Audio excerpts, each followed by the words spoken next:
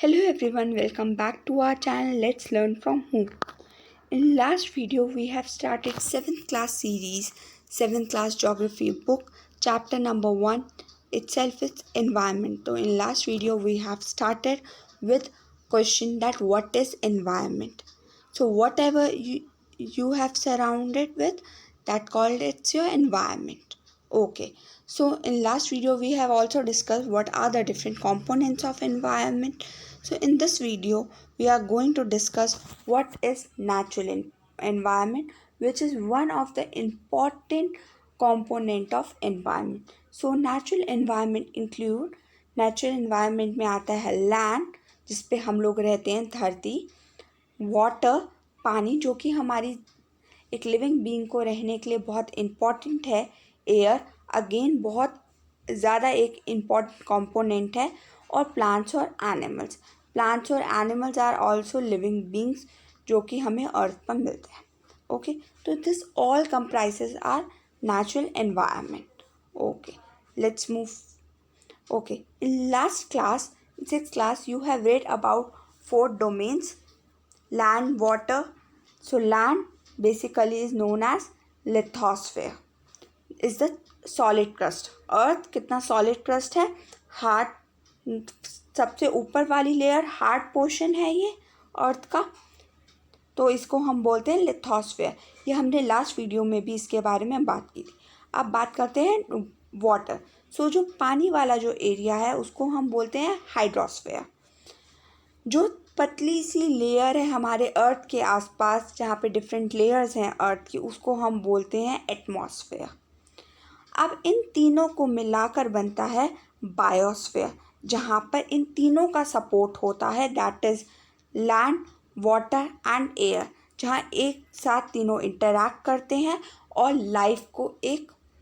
Life वहाँ पर possible होती है. सो वो प्लैनेट है हमारा अर्थ. ओके, अब बात करते हैं इकोसिस्टम. हमने जाना कि एनवायरनमेंट क्या होता है, एनवायरनमेंट क्यों एक ह्यूमन बीइंग के लिए इम्पॉर्टेंट है, क्या उसका एनवायरनमेंट है, राइट. अब बात करते हैं इकोसिस्टम. तो हम सब जानते हैं कि हम प्लांट्स पर डिपेंड हैं, हम एनिमल्स पर डिपेंड हैं अपनी लाइफ के लिए. प्लांट्स और एनिमल्स ह्यूमन बीइंग पर डिपेंड है. ये भी डिस्कस कर लेते हैं कि हम कैसे प्लांट्स और एनिमल्स पर डिपेंड हैं. एनिमल से हमें फूड मिलता है, तो प्लांट से हमें ऑक्सीजन मिलती है. जो हम ऑक्सीजन इनहेल करते हैं वो हमें प्लांट से मिलती है, और जो हम कार्बन डाइऑक्साइड एक्सहेल करते हैं वो प्लांट्स अपने अंदर लेते हैं और साफ़ हवा देते हैं हमें. तो ये एक कनेक्शन बना हुआ है. हमारी लाइफ उनके बिना, प्लांट्स और एनिमल्स के बिना पॉसिबल नहीं है, प्लांट्स और एनिमल्स की लाइफ ह्यूमन बींग्स के बिना पॉसिबल नहीं है. तो एक इंटरडिपेंडेंट चेन, हम लोग एक दूसरे पे इंटरडिपेंडेंट हुए पड़े हैं. ओके, सो ये जो रिलेशन है लिविंग ऑर्गेनिजम्स का एक दूसरे पर, रिलेशन जो है एक दूसरे का, ये आपस में मिलकर उसका इकोसिस्टम फॉर्म करता है. फॉर एग्जाम्पल, आप जहाँ पर रहते हो वो आपका एनवायरनमेंट है, वो आपका इकोसिस्टम है. एक फ्रॉग पानी में रहता है, कि आप लोग इस पिक्चर से ज़्यादा अच्छे, एक फ्रॉग, एनिमल्स जो पानी में मिलते हैं वो नियर रिवर या पानी के आसपास आपको, तो वो एक उसका इकोसिस्टम है, राइट. वाइल्ड एनिमल्स हमें जंगल में मिलेंगे, फॉरेस्ट में, तो वो उनका एनवायरनमेंट, वो उनका इकोसिस्टम है. तो हर एक ह्यूमन बीइंग, हर एक प्लांट, हर एक एनिमल का, यानी हर एक लिविंग ऑर्गेनिज्म का इकोसिस्टम डिफरेंट होगा. वो उसका एनवायरनमेंट है जहाँ पर वो रहता है, ठीक है. सो या तो वो कोई रेन फॉरेस्ट हो सकता है, या कोई ग्रास लैंड हो सकता है, या कोई वो डेजर्ट एरिया भी हो सकता है. कैमल हमें कहाँ मिलते हैं? डेजर्ट एरिया में मिलते हैं. तो वो एक कैमल का खुद का वो इकोसिस्टम है, वो उसका एनवायरनमेंट है, वो अपनी लाइफ वहाँ पर ज़्यादा कंफर्टेबल बिताता है, ठीक है. जो एनिमल्स हमें माउंटेन्स में मिलते हैं, जो प्लांट्स हमें माउंटेन एरिया में मिलते हैं, तो उन प्लांट्स एनिमल्स का वो इकोसिस्टम है. तो ये हर लिविंग ऑर्गेनिज्म का डिफरेंट होता है. ओके, अब बात करते हैं ह्यूमन एनवायरनमेंट। ह्यूमन एनवायरनमेंट कैसा होता है, हमने बात करी ओवरऑल सारे। ह्यूमन एनवायरनमेंट हम सब जानते हैं कि ह्यूमन जो है कितना इम्पोर्टेंट ऑर्गेनिज्म है इस अर्थ पर, जिसके पास सोचने समझने और उस पर वो जो सोचता समझता है उस पर वो इनैक्ट भी कर सकता है। और जो सबसे बड़ी बात जो एनिमल्स प्लांट्स में नहीं है बोलने की, वो ह्यूमन बीइंग के पास एक पावर है कि वो अपनी बात एक आदमी से दूसरे आदमी तक पहुंचा सकता है, कम्युनिकेट। एनिमल्स भी करते हैं, they have their own sound, but human beings अपनी इंटरैक्ट करते हैं। और एनवायरनमेंट को उन्होंने आज के टाइम पर ऐसा ढाल लिया है कि वो अपनी नीड्स के अकॉर्डिंगली चेंज करते हैं।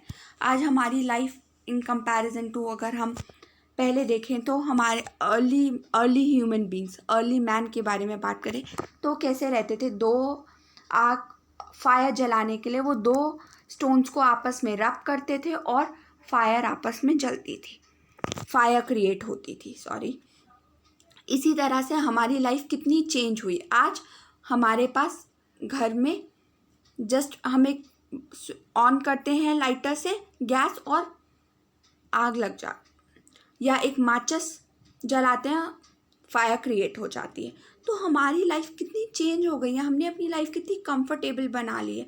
अब हमें घंटों तक दो स्टोन्स आपस में रगड़ने की कोई ज़रूरत नहीं है, जस्ट हमें एक लाइटर प्रेस करना है या एक माचिस जलानी है, बस। तो इसी तरह से हमने अपनी रिक्वायरमेंट्स के हिसाब से अपने एनवायरनमेंट को चेंज करा है और अपनी लाइफ और कंफर्टेबल बनाई है।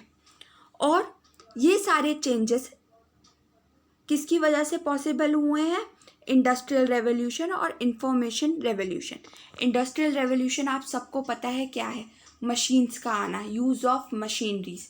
आज हम अपनी लाइफ में मशीनरी का यूज़ कितना ज़्यादा करते हैं, एसी का स्विच से लेकर गीज़र वॉशरूम में, या इवन हम क्लासरूम्स में भी आप लोग देखते हो एक आपको प्रोजेक्टर से पढ़ाया जाता है। आज आपका सारा होमवर्क आपके मोबाइल फ़ोन टैबलेट्स पे आता है। पहले क्या होता था, आपको हॉलीडे होमवर्क आपकी शीट्स पे या टीचर आपको डायरी पे लिखवाती थी। तो इंडस्ट्रियल रेवोल्यूशन की वजह से कितना चेंज आ गया है हमारे साथ। हम एक जगह से दूसरी जगह कहीं चलकर ट्रैवल कैसे करते हैं, वॉक नहीं करते, हमारे पास डिफरेंट मीन्स ऑफ ट्रांसपोर्ट है। इसी तरह इंफॉर्मेशन जो इंसान सोचता है समझता है, वो इंफॉर्मेशन आपस में एक्सचेंज हम कैसे करते हैं, थ्रू टेलीफोन, लेटर जहाँ पहले 4-5 या महीने लग जाते थे, आज 2 दिन के अंदर हम स्पीड पोस्ट के ज़रिए अपना लेटर पहुँचा देते। तो इन सब चीज़ों से हमारी लाइफ कितनी ईजी और कंफर्टेबल बन गई है। Thank you. आई होप आप लोगों को ये वीडियो पसंद आई होगी। So please subscribe this channel, like this video and share with your friends. Thank you.